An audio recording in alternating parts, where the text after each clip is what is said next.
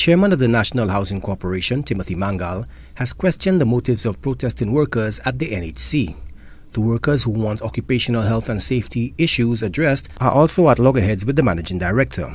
Tensions reached fever pitch with a recent spat over keys to the filing cabinet. The managing director has deadlines in which he has to present government with a report.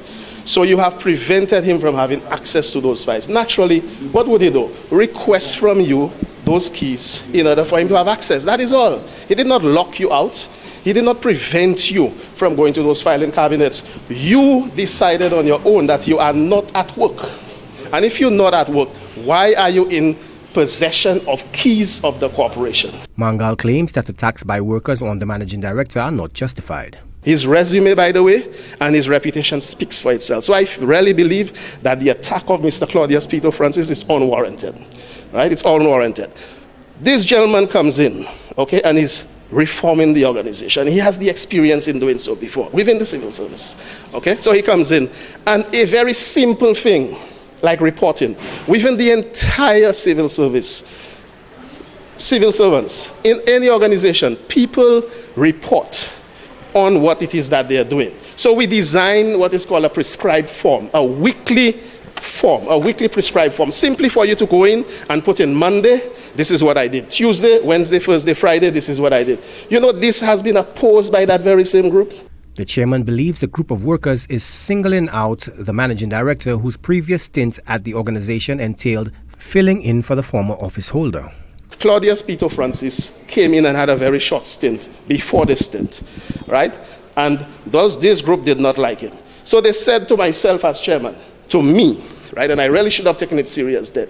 Okay? They said if the board brings back Claudius Peter Francis, we will make his life a living hell. That was said to my face.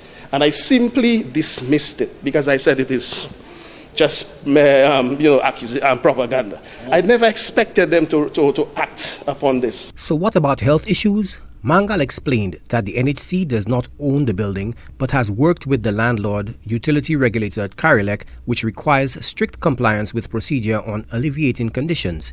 He claims problems with a clammy carpet were dealt with and now steps are being taken to address the air quality concerns.